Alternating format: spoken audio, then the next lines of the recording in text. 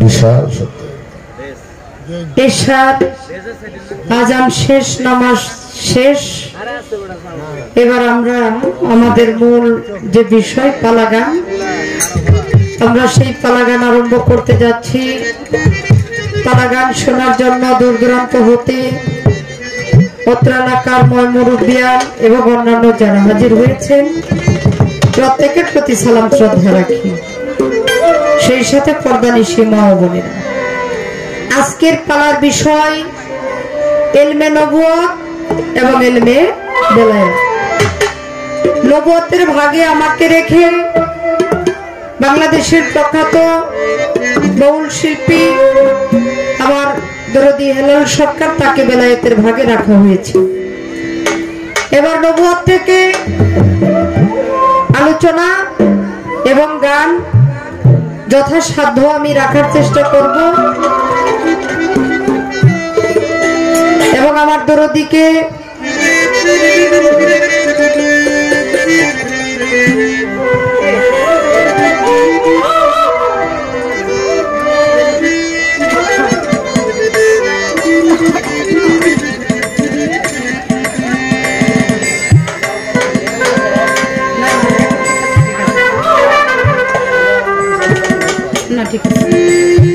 আমার দরদিকে বেলায়েতের ভাগে রেখে বেলায়েতের ভাগে দাঁড়িয়ে উনি যেন আলোচনা রাখতে পারেন সেই বিষয়ে দুই চারটা কথাবার্তা আমি তার কাছে জানার চেষ্টা করব। তো পালা গানে যাওয়ার আগে বলবো, আমার কথাই ভাষাই বলা কওয়ার মধ্যে অনেক ভুল ত্রুটি হতে পারে। আপনারা জ্ঞানী গুণী মহাজন প্রত্যেকেই নিজ গুণে ক্ষমা সুন্দর দৃষ্টিতে দেখবেন এবং আমাদের জন্য আশীর্বাদ করবেন, এইটুকু দোয়া চেয়ে আমি আমার কর্তব্য কাজ শুরু করতে যাচ্ছি।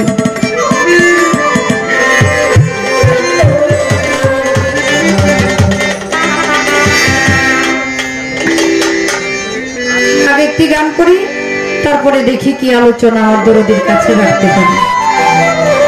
আমার আজকে প্রথম আমার দরদির সাথে গান, তবে এর আগে আমি আমাদের ফকুরহাটি সাটুরিয়া ফকুরহাটি দরবারে উনি গান করেছিলেন। আমি একটা বিশেষ কাজে মেহমান হিসেবে সেখানে উপস্থিত ছিলাম। তো সারাটা রাতি আমি বসে গান শুনেছিলাম।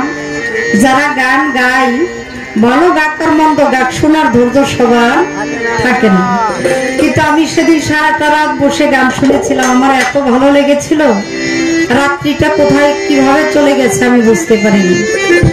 তো আমার বাবাজির গান আমি আসলেই মন থেকে অনেক, সেই দিনের সেই ভালো লাগাটা আজকেও সেখান থেকেই ভালোবাসার একটা সৃষ্টির জন্ম।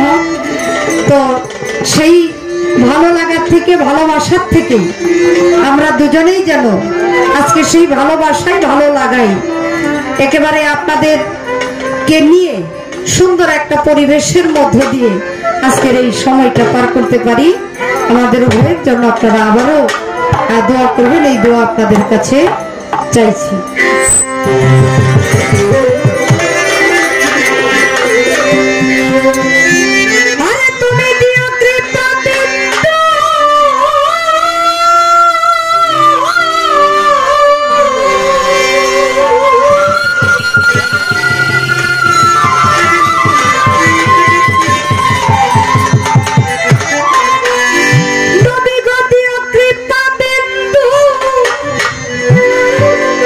হুজুর আমার করুণা রে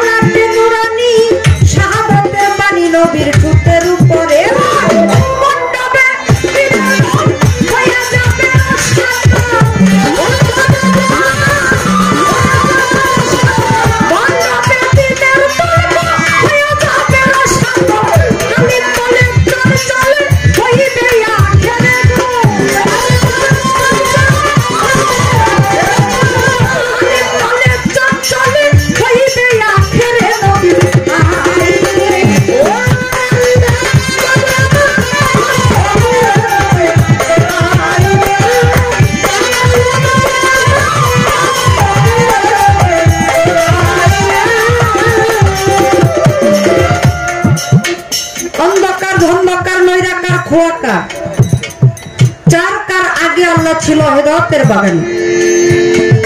নিজের এশকে ফানা হয়ে সৃষ্টি করে মোহাম্মদী নূরকে। মোহাম্মদী নূরকে সৃষ্টি করে নূরকে জিজ্ঞাসা করা হয় আলাস্তু বিরাব্বিকুম। মোহাম্মদী নূর বলে আনতা আনতা আনা আনা, তুমি তোমার আর আমি আমার। আমার আল্লাহ মনে মনে চিন্তা করে যারে প্রেম মহব্বত করার জন্য আমি সৃষ্টি করলাম, আপন সত্তা থেকে আপন নূরকে ভাগ করে আজকে সে আমাকে স্বীকার করে না। আমার আল্লাহ কি করলেন? অপরাধী যত বড়ই হোক তারা কিন্তু সুযোগ দেওয়া উচিত। কি বলেন বাবা? আমার আল্লাহ কি করলেন? মোহাম্মদী নূরকে শুভ্রমতী পর্দার ভিতরে রেখে সাজরাত বলি একদিন বৃক্ষের মধ্যে নূরকে রেখে দিলেন ৭০,০০০ বছর। ৭০,০০০ বছর পরে নূরকে আবার জিজ্ঞাসা করলো আলাস্তু বিরাব্বিকুম। নূর একই জবাব করলো আনতা আনতা আনা আনা। দলিল প্রমাণ করে এইভাবে চলে গেল আরো ৪০,০০০ বছর। নূর একই জবাব করলো। আবার চলে গেল ১০,০০০ বছর। ১০,০০০ বছর পরে যখন নূরকে জিজ্ঞাসা করা হলো নূর একই জবাব করলো। এবার আবার চলে গেল ৪,০০০ বছর। কিছু কিছু দলিল একটু মতান্তর আছে। ৪,০০০ বছর যখন চলে গেল আবার নূরকে জিজ্ঞাসা করা হইল আলাস্তু বিরাব্বিকুম, আমি কি তোমার প্রভু নই? নূর সেদিনও জবাব করে আনতা আনতা আনা আনা, অর্থাৎ তুমি তোমার আর আমি আমার। আল্লাহ কয় কি মুশকিল রে, হ্যাঁ? আর তো সুযোগ দেওয়া ঠিক হবে না। আমার আল্লাহ কি করলেন? একটা কৌশল অবলম্বন করলেন। কি কৌশল? দেখেন বাবা, একটা মানুষ যত শক্তিশালী হোক না কেন, তার যদি দমটা বন্ধ করে দেওয়া হয় সে কি আর দাঁড়িয়ে থাকতে পারবে? বলা কখনোই দাঁড়িয়ে থাকতে পারবে না। কারণ দম যদি না থাকে, এই দমের বলেই আমি একজনের মাথায় গিয়ে বাড়ি মারি, এই দমের বলে আমি কোটি করে গান গাই, এই দমের বলেই আমার শরীরে জোয়ানি। এই দমটা যদি না থাকে তাহলে কোনো কিছুই থাকবে না, সে যত শক্তিশালী মানুষই হোক না কেন। আমার আল্লাহ কি করলেন? কৌশল করে নূরের দমটা বন্ধ করে দিলেন। যখন নূরের দমটা বন্ধ করে দিলেন, যখন দম বন্ধ হয়ে গেল, নূর ঘামতে ছিল, ঘামতে ঘামতে কাঁপতে কাঁপতে একটা সময় এসে ওই নূর হইতে আরো ৪টা অঙ্গ খসে পড়ল। ৪টা অঙ্গ খসে আর মোহাম্মদী নূর যেই ৪টা অঙ্গ খসে পড়লো, একটা অঙ্গ হইল মাওলা আলী করিমুল্লাহ ওয়াজহ, একটা অঙ্গ হইল আমার মা ফাতেমা, আর একটা অঙ্গ হইল ইমামে হাসান, আর একটা অঙ্গ হইল ইমামে হোসেন। এই পাকে পাঞ্জাতনের সৃষ্টি হয়ে গেল। এখন একটা ১ কেজি একটা পাথরের টুকরা, এটা যখন একত্র ছিল ১ কেজি যে শক্তিটা পাবে, এটা যদি ৫টা টুকরা করা হয় বাবা, সেই শক্তিটা কি থাকবে? হ্যাঁ, তখন তো টুকরাটা ছোট হয়ে গেল। যখন এই অঙ্গ হইতে আরো ৪টা অঙ্গ খসে পড়ে মোহাম্মদের নূর সহ তাকে পাঞ্জাতন হয়ে গেল, ৫ ভাগে বিভক্ত হয়ে গেল, তখন মোহাম্মদের নূর ইয়া কানু বলা বলে সেজদা দিয়ে আমার আল্লাহ কুদরতি পায়ের মধ্যে বললেন। আচ্ছা, মানুষ যখন সেজদা দেয় তার মাথাটা নিচের দিকে থাকে না বাবা? তার পৃষ্ঠদেশটা উপরের দিকে থাকে না? আচ্ছা, গুরুর দরবারে গিয়ে যখন ভক্ত গুরুকে ভক্তি করে, হ্যাঁ, গুরুকে যখন ভক্তি করে ভক্ত, তখন সে উপর হয় না? উপর হইয়া ভক্তি করে, তখন ভক্তের পৃষ্ঠদেশ থাকে উপরে, আর গুরু এই ২টা নজর আইসা পরে ভক্তের পৃষ্ঠের মধ্যে। যখন মুহাম্মদী নূর সেজদা দিয়ে আমার আল্লাহর কুদরতি পায়ের মধ্যে পড়ে গেলেন, আমার আল্লাহ ইশক ভাবে ওই নূরের দিকে যখন দৃষ্টিপাত করলেন, তখন ইশকের একটা ঢেউ খেলে গেল। আর সেই ঢেউয়ের থেকে একটা মাংসের মতো জমাট বেঁধে গেল, যেটাকে বলা হয় মোহরে নবুয়ত।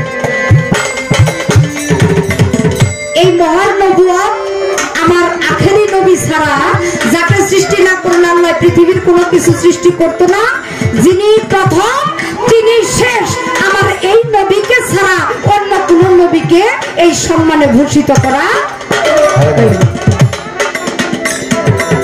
এবার আসি আমার সেই হুজুর পাক সাল্লাল্লাহু আলাইহি ওয়াসাল্লাম যখন পিতা আব্দুল্লাহর পেশানিকে উছিলা করে মা আমেনার গর্ভকে উছিলা করে এই পৃথিবীতে পদার্পণ হইলেন, তখন উনি পৃষ্ঠদেশে মোহর নবুয়তের চিহ্নটা নিয়ে উনি পৃথিবীতে আগমন ঘটলেন।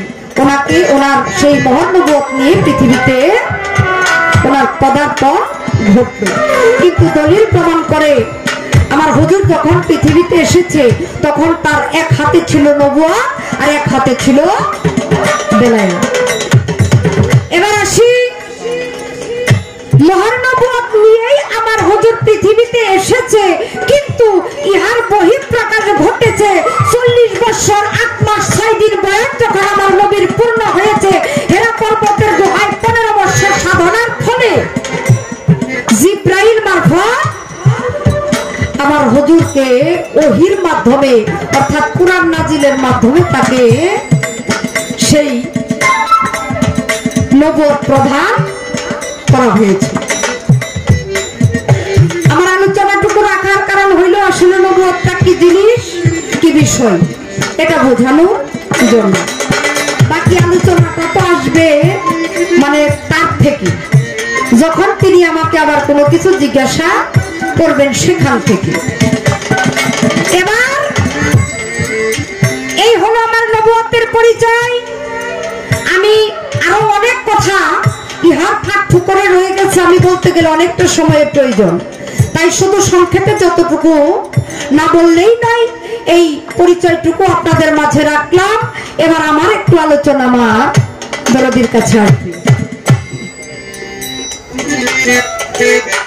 আচ্ছা, আমার হুজুরের দলিল প্রমাণ করে ওনার বয়স যখন 40 বছর 8 মাস 6 দিন, জিব্রাইল আমার হুজুরের কাছে ওহী নিয়ে আসলেন। আমার হুজুরকে বললেন আপনি পড়ুন। আমার হুজুর বললেন যে আমি পড়তে জানি না, আমি উম্মি। জিব্রাইল কি করলেন, আমার নবীজির সিনাই সিনাই চাপ দিয়ে রাব্বি জিদনি ইলমা বলে সিনাই সিনাই চাপ দিলেন।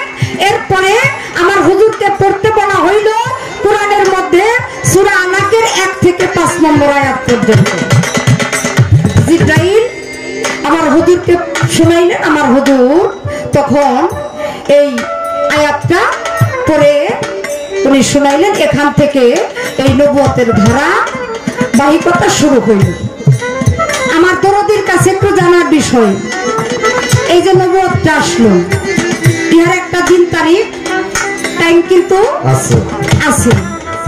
তো উনার থেকে যে বেলায়েত প্রকাশ পাইল 15 বছর হেরা পর্বতের গুহায় আমার আল্লাহর জিকির আজগার করলো, সাধনা করলো, ভজনা করলো, খুশি হইয়া আমার আল্লাহ কি করলো, সেই নবুয়ত তার উপরে প্রদান করলো। কিন্তু আমার জানার বিষয়, এই যে বেলায়েতটা উনি প্রাপ্ত হইলেন, ইহা কখন, কিভাবে, এর দিন কি, তারিখ কি, কোন কর্মের বিনিময়ে, কোন জায়গার মধ্যে, এটা কিন্তু আলীকে না। কি আমার নবীর থেকে যে আলী বেলায়েত প্রাপ্ত হয়েছে, আমার প্রশ্নটা কিন্তু ওখানে না, অনেকে ভুলাইয়া ফেলে। আমার প্রশ্ন হইল নবুয়ত যার, বেলায়েত তার। একটা টাকা বাবা, একটা টাকার এক পাশে লেখা থাকে ইংলিশে কি, হ্যাঁ, আরেক পাশে লেখা থাকে বাংলায়। আচ্ছা, এই যেই পাশে ইংলিশ লেখা এইটা দিয়ে যদি দোকানদারের সবাই দিতে বলেন দোকানদার দিবে না? হ্যাঁ দিবে। আবার যেই পাশে বাংলা লেখা এইটা দিয়ে যদি দোকানদারের সদাই দিতে বলেন দোকানদার দিবে না? অবশ্যই অবশ্যই দিবে। আবার নবুয়ত এবং বেলায়েত দুইটার মালিকই আমার নবী। তাই আমার কথাটা ওই জায়গার মধ্যে উনি এই কোন কর্মের বিনিময়ে এবং কখন কিভাবে কোন অবস্থায় উনি বেলায়েত পাইল এর কোন দিন তারিখ আছে কিনা থাকলে আপনি একটু বলবেন।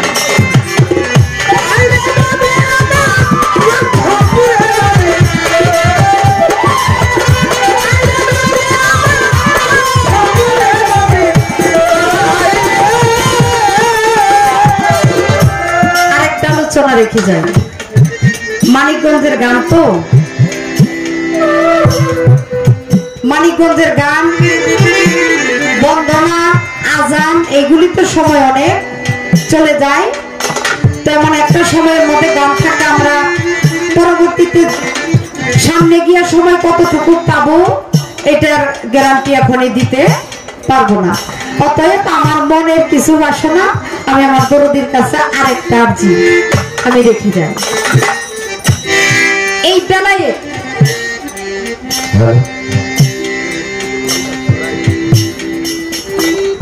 এই বেলায়েত করতেই হবে, এর কোনো বাধ্যবাধকতা আছে কিনা? কোন বাধ্যবাধকতা আছে কিনা যে না বেলায়েত করতেই হবে, বেলায়েত ছাড়া কোনো রক্ষা নাই? কারণ জিব্রাইল মারফতে আল্লাহ থেকে জিব্রাইল মারফতে নবীর কাছে যাহা বর্তায় ইহাই তো নবুয়ত রূপে রহিয়াছে ধরাই। আমার আল্লাহর তরফ থেকে আমার নবীর কাছে জিব্রাইল মারফতে যাহা কিছু এই পৃথিবীতে প্রেরণ করা হয়েছে ইহা হইল কোরআন। কোরআনের যে আয়াতগুলি আমার আল্লাহ মানুষের কল্যাণে, মানুষের চলার জন্য, মানুষের চলতে যে বিধানগুলি প্রয়োজন, হালাল হারাম মাকরুহ মুবাহ যাবতীয় যাহা কিছু সবকিছুর মীমাংসা কোরআনের মধ্যে দিছে না বাবা? হ্যাঁ, একটা কোরআন যদি আঁকড়ে ধরে মানুষ তাহলে তার পথভ্রষ্ট হওয়ার কোনো রাস্তা নেই।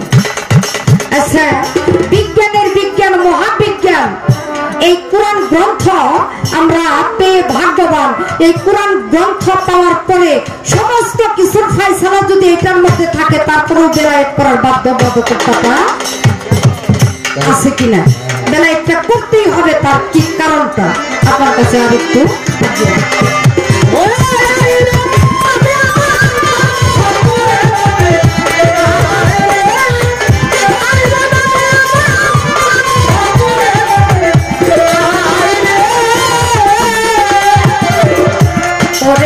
সাথে কোরআন খানি ললাটে মুরানি শাহাদাতের বাণী নবী ফুটের উপরে সাথে কোরআন খানি ললাটে মুরানি শাহাদাতের বাণী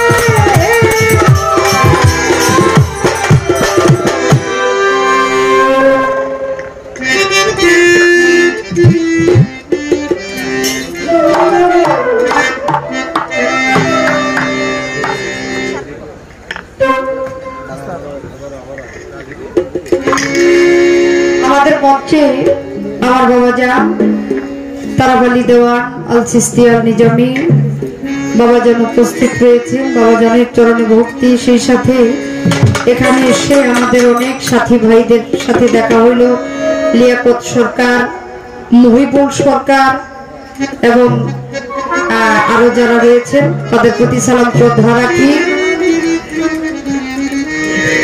ছোট করে কিছু আলোচনা, একটি গান রাখলাম আমি, আমার হুজুরের সাথে আরেকটি গান রাখবো, তারপরে দেখি কি আলোচনা আসে। তবে একটা জিনিস ভালো লেগেছে, কর্তাপক্ষ আজকে বলেছে যে ওই গান লয়ে এখানে বিচ্ছেদ, অনেক জায়গায় তো এই পালাটা উঠেই গেছে গান, মানে গান লইলেই লওয়ার আগেই কয় আপনারা গান গাইবেন, একটা করে পালার একটা গান একটা কথা ছোট্ট করে, মানে মানে যদি না কোন তাইলে আরো, আর যদি কইতেই মন চাই তাহলে খুব ছোট করে, হ্যাঁ, তারপরে খালি কি করবে, খালি বিচ্ছেদ। আজকে কর্তৃপক্ষ বলেছে আমাদের যখন বিচ্ছেদের সময় হবে তখন আমরা ইশারা দিব, তার আগে আপনারা বিচ্ছেদ করবেন না। এর ভিতরে যদি পালার মধ্যে কোনো প্রেমের উদয় হয় সেটা হলো আরেকটা বিষয়। তাই আরেকটি গান করব, তারপরে দেখি আমার দরদির কাছ থেকে কি জবাব আসে এবং আমাকে তিনি কি আলোচনার মধ্যে রাখে সেই দিক লক্ষ্য করে আবার গান এবং কথা।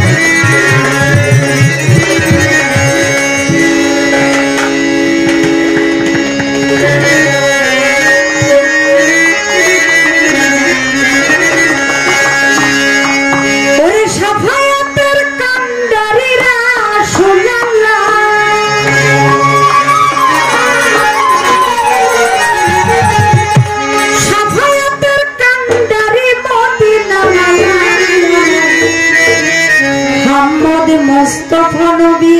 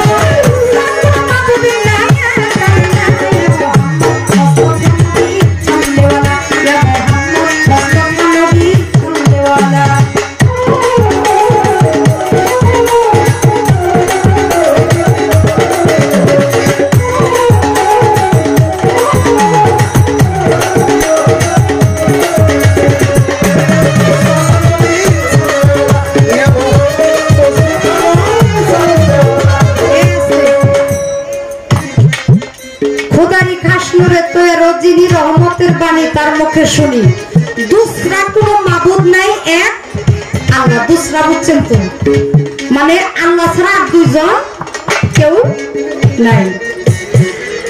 আমাদের পাশেই যিনি জিক্কা শরীফে ঘুমিয়ে আছেন, নাম কি? আল্লাহ বাজান।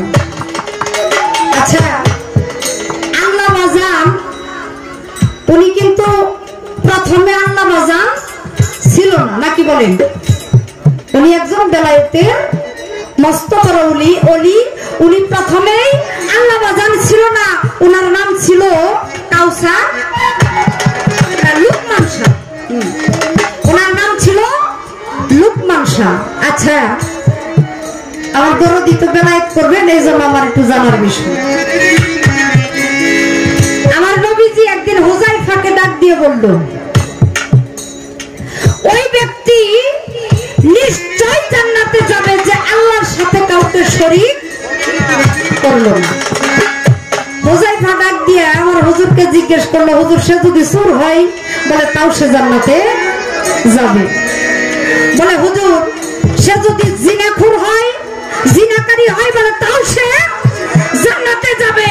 বলে যদি সে মানুষ হত্যা করে বলে তাও সে জান্নাতে যাবে, যদি সে আল্লাহর সাথে অন্য কাউকে শরীক না করে।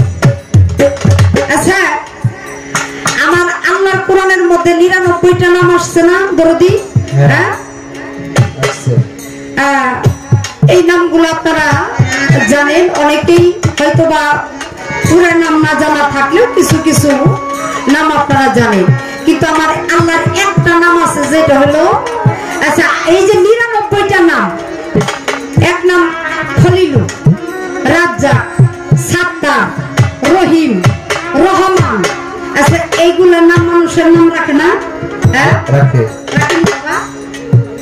এইগুলা মানুষের নাম রাখে, এইগুলা হলো আমার আল্লাহর গুণবাচক নাম।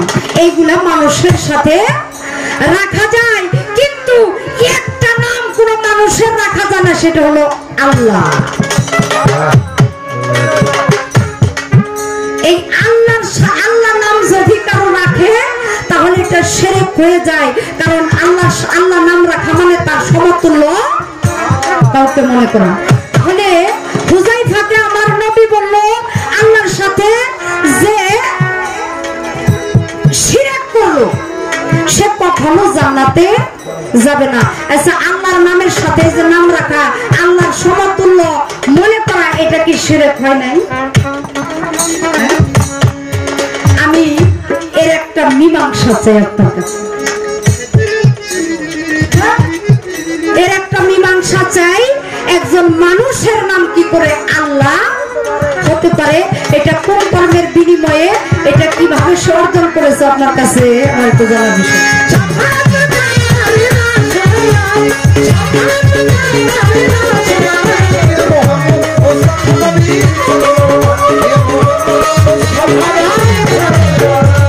কেউ বা বলে নবী নূরের পুতুল, কেউ বা বলে নবী গোলাপের ফুল,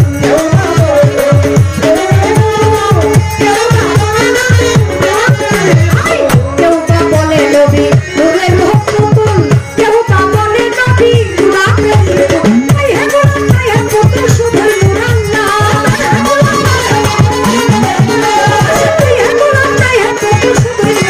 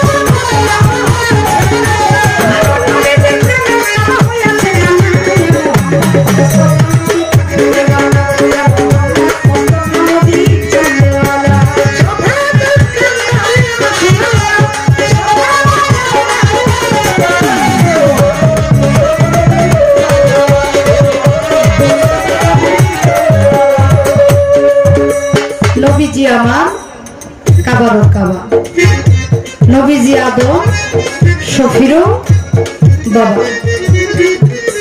আমার হুজুর পাক যখন মায়ের গর্ভে 6 মাস, আপনারা জানেন, আপনাদের জানা কথা, তারপরেও মনটা কেমন যেন আনচান করছে, তাই একটু বলা। আবার নবীর সম্মান, উনি যখন 6 মাসের গর্ভে আমার হুজুরের যিনি পিতা আব্দুল্লাহ, উনি শাম শহরে বাণিজ্য করতে গিয়ে ওখান থেকে ফেরার পথে আবহাওয়া নামক একটা জায়গা, ওইখানে উনি অসুস্থ হয়ে ইন্তেকাল করেন, আপনারা জানেন।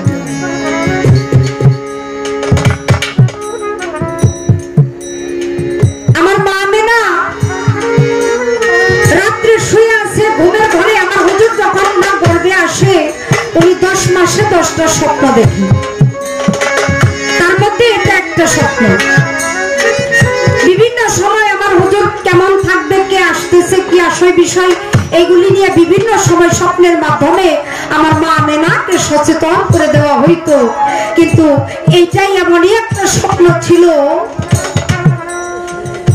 সেই স্বপ্নটা শুধু স্বপ্নই না, ইহা আমার হুজুরের জীবনের জন্য একটা করুণ কাহিনী।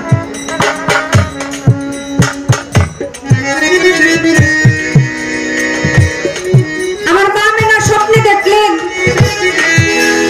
মরুভূমির বালুর মধ্যে তার নাকের সোনাটা খসে পড়ে গেছে। উনি হাজার চেষ্টা করে খোঁজাখুঁজি করে ওই নাকের সোনাটা আর পেলেন না। উনি ঘুম থেকে জাগ্রত হয়ে অপেক্ষা করতেছে কখন সকাল হবে, আমি কখন গিয়ে আমার হুজুরের যিনি দাদা, তার কাছে একমাত্র তিনি ছিলেন গার্জিয়ান, তার কাছে গিয়ে স্বপ্নের ব্যাখ্যাটা জানাবে।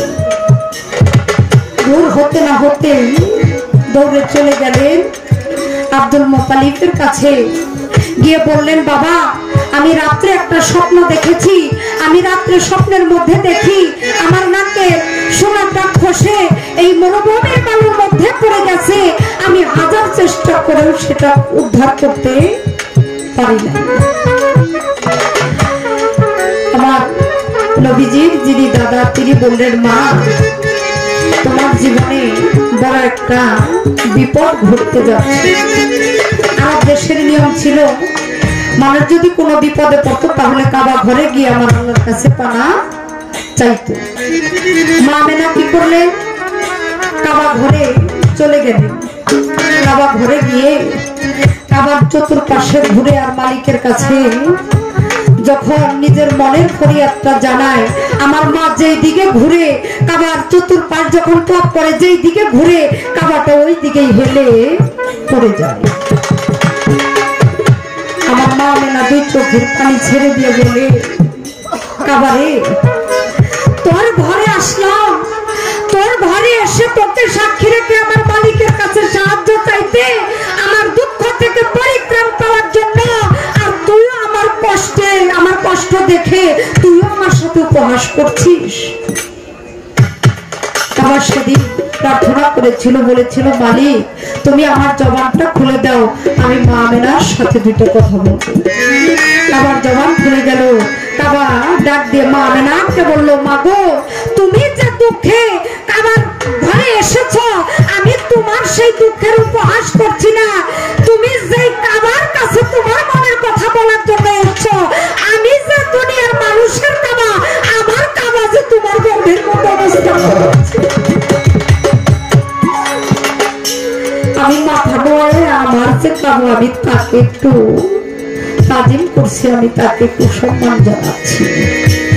সেই নবীর উম্মত আমরা হয়েও এক শ্রেণীর মানুষ আছে, তারা বলে নবী সাধারণ মানুষ, নবী আপনার মতো আমার মতো মাটির মানুষ, নবী কারো ভাই, কারো চাচা, কারো বেটা।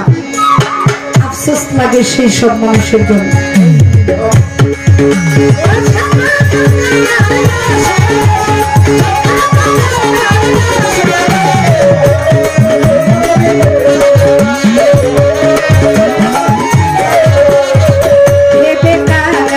নজরুলে বলে দয়াল নবী দেখা পাইতে,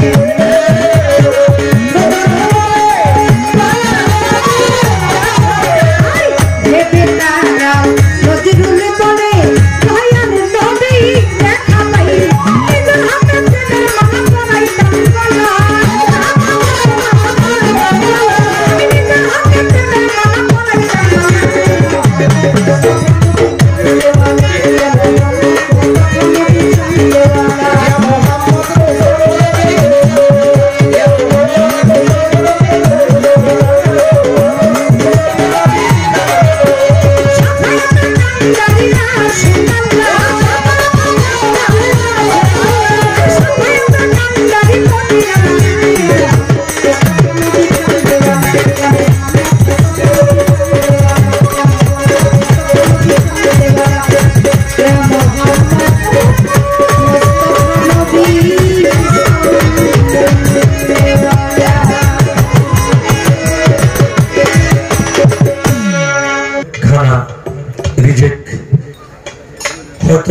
হাতে ছিল না,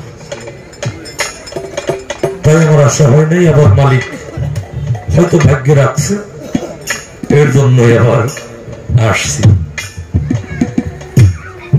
তো মঞ্চে উপবিষ্ট কৃপা করে আমার বাবাজান তারাবালি দেওয়ান আলসিস তিনি জানি বাবাজান মঞ্চে এসেছেন। আমার বাবার পাক কদমে ভক্তি রাখি। বাবাজানের যত ভক্তবৃন্দ সকলের কাছে আমি ভক্তি চুম্বন রাখি। বিশেষ করে আমার বন্ধুবর আব্দুল আজিজ দেওয়ান ভাইয়ের কাছে ভক্তি ভালোবাসা রাখি। আমার আমজাদ দেওয়ান আমার বড় ভাই, ভাইয়ের কাছেও ভক্তি ভালোবাসা রাখি। হযরতে সত্তার আলসিস তিনি জানি আমার দাদু ভাই কৃপা করে এসেছেন, ভাইয়ের কাছেও শ্রদ্ধা ভক্তি রাখি। নাম অজানা আরো অনেক আশিকান, অনেক ভালোবাসার মানুষ এখানে এসেছেন, সকলের নামগুলো বলা সম্ভব হবে না। আমি সকলের কাছে ভালোবাসা ভক্তি রেখে চলে যাব পালায়। আজকে অত্যন্ত একজন ভালো মানুষ, ভালো মনের একজন মানুষ পেয়েছি, যার ভিতরে কোনো কুটিলতা নেই, যার ভিতরে কোনো দাম্ভিকতা নেই। সে মানুষটা হলো যিনি আমার প্রতিপক্ষ জনাব শিউলি দেওয়ান। আজকে আমাদের পালা মোহরে নবুয়াত ইলমে, আর এটা কি ইলমের, এটা কি আপনারা কুলিতে হবো না। বাবা কি মনে আছে নাকি একটু জিজ্ঞেস করি? আল্লাহ মানুষের জবান খুলে দেয়। মনে আছে ইলমে বেলায়েত। তো আমি অধম হেলাল প্রতীক পাম নরধম নরাকীট, আমাতে কোনো বিদ্যা নাই, আমাতে কোনো বুদ্ধি নাই। আমি জানি না কোনো তালিম, জানি না কোনো তাসওয়াব, জানি না হাদিস, জানি না কোরআন, জানি না ইজমা, জানি না ফিকহ, জানি না কিয়াস, জানি না বাগবত, জানি না ত্রিপিটক, জানি না রামায়ণ, জানি না কোরআন, কোনো কিছুই আমি জানি না। শুধু আপনাদের একটু পদধূলি এই পাপ অঙ্গে মাখার জন্য আপনাদের ডাকে ছুটে আসি। অতীব চমৎকার করে দুটি গান শুনলাম নবুয়াতের পক্ষ থেকে। আয় রে নবী আমার কণ্ঠপুরে, নবী আয় রে। ভালো লাগলো। আরেকটি গান কি শুনলাম? সাফায়াতের কান্ডারি রাসূলুল্লাহ ইয়া মুহাম্মদ নবী সাল্লাল্লাহু আলাইহি। সাফায়াতের কান্ডারিকে রাসূলুল্লাহ ইয়া মুহাম্মদ মুস্তাফা নবী সাল্লাল্লাহু আলাইহি। চমৎকার, ভালো লাগলো দুটি গান। কিছু যুক্তি দাঁড় করাইলেন তার পালাটা প্রতিষ্ঠিত করার জন্য, এটাই নিয়ম। গান দুটিও ভালো লাগলো, যুক্তি তর্ক ভালো লাগলো। প্রশ্ন করেছে আমাকে তিনটি প্রশ্ন আরো বেশি ভালো লাগছে। একটু ধৈর্য আপনারা ধরবেন বাবারা, কারণ এই বাউল বিচার গান শুনতে আসলে টাকা পয়সা না আনলেও চলে বাবা। তারপরে যদি কেউ বকশিশ দেন, যেমন শিউলি দেওয়ান দিয়েছেন, আমারও যদি দেন তাহলে কিন্তু আমরা মানা করব না, আর না দিলেও আমরা জোর করে কার কাছ থেকে নেব না।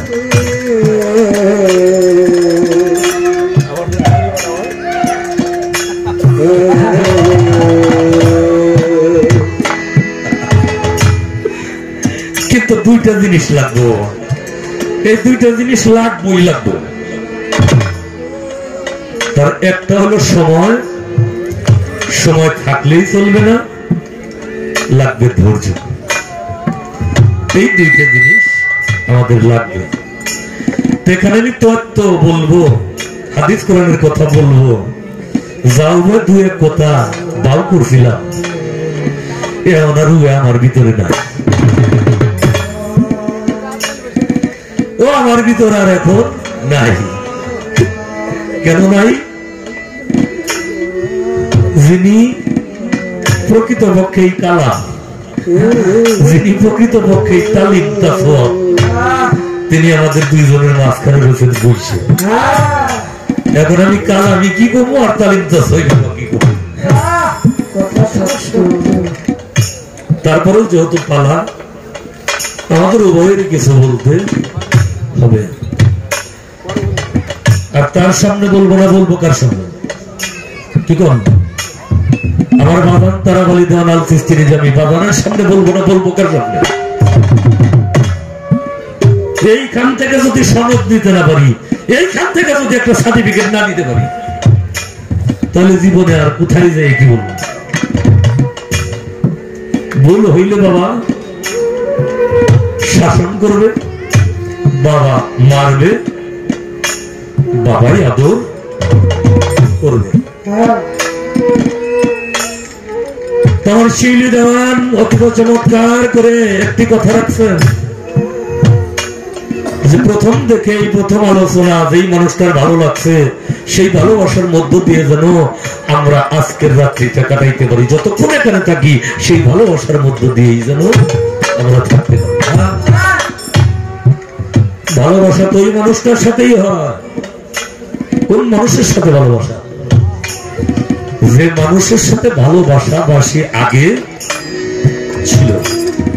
কিরকম? আগে যার সাথে ভালোবাসাবাসী ছিল, তাই তো তারা দেখলে ভালো লাগে।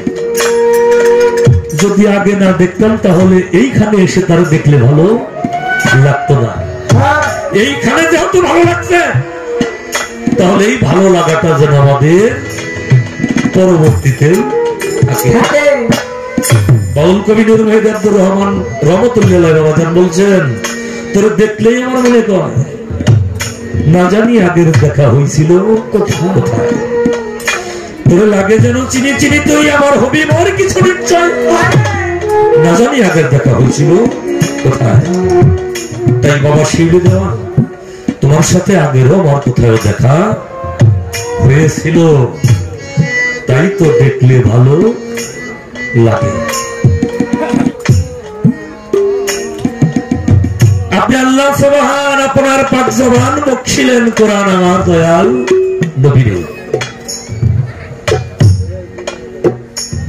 তাহলে আমার দয়াল নবীরে কোরআন দিছে কে?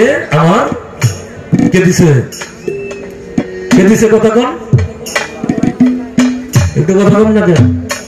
নবীরে কোরআন দিছে কে? হ্যাঁ, আল্লাহ দিছে। সাহস করে কইছেন বাবা ভক্তি রেখে। তাহলে নবীজিরে কোরআন দিছে আল্লাহ। ভালো, এটা ভালো কথা। নবী হইলেন সৃষ্টি, আমার আল্লাহ হইলেন স্রষ্টা। নবী সৃষ্টি, আল্লাহ স্রষ্টা। তাই স্রষ্টা সৃষ্টিরে কোরআন দিছে, এটা দিতেই পারে। কিন্তু আমার আল্লাহ কি করলেন?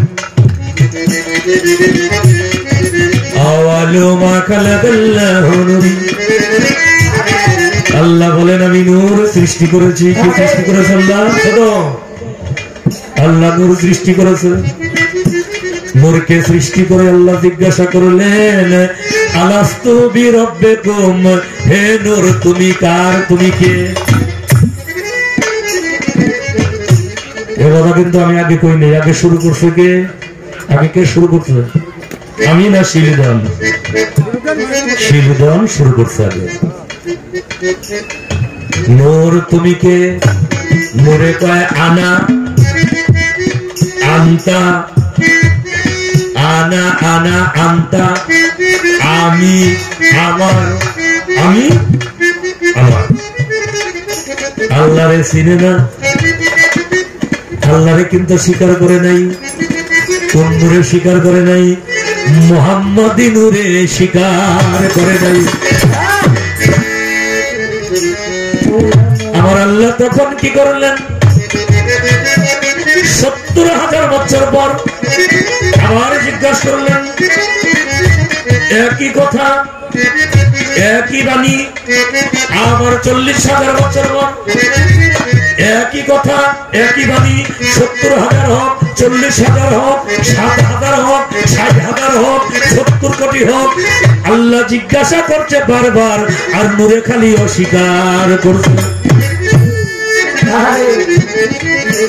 নূরে কি করছে অস্বীকার করছে অস্বীকার করাটা কি অবাধ্যতা না বাবা অবাধ্য না যে অস্বীকার করে সে কি বাধ্য না অবাধ্য অবাধ্য অবাধ্য এবার আল্লাহ কি করছেন কৌশল অবলম্বন করছেন কৌশল অবলম্বন করিয়া বন্ধ করে দিছে দম দম বন্ধ করার পরে সেই নূর থেকে আরো 4টা খণ্ড হয়েছে সেই 4টা খণ্ডের একটা খণ্ড হইল মাওলা আলী করমুল্লাহ ওয়াজহু হযরত আলী আলাইহিস সালাতু ওয়াস সালাম মওলাই ইমাম হাসান আলাইহিস সালাম মওলাই ইমাম হোসেন আলাইহিস সালাম মওলাই ফাতেমাতুজ জোহরা সালামাল্লাহু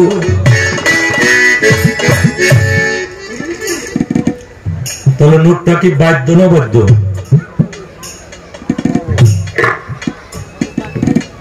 বাপের যে অস্বীকার করে ওই সওয়াল কি ভালো সওয়াল না খারাপ সওয়াল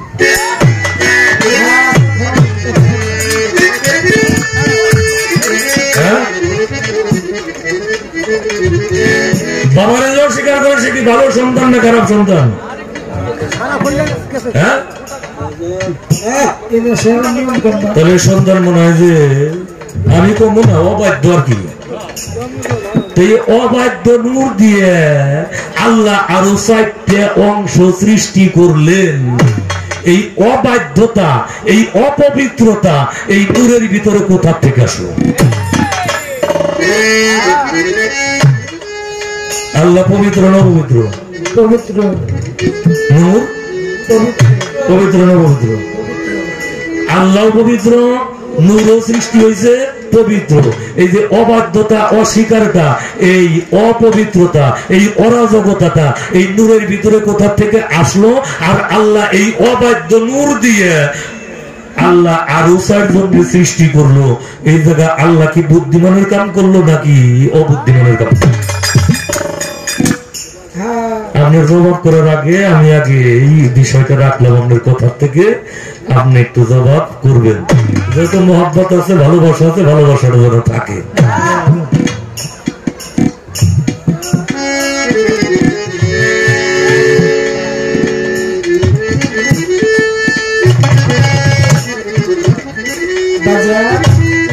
জিবরাইল আইসা জামালের নূর পর্বত ওই পর্বতটার নাম কি ওই পর্বতটার নাম ছিল জাবাল ওই পর্বতটার নাম ছিল জাবাল আমার হুজুর পাক সাল্লাল্লাহু সকলে বলি সাল্লাল্লাহু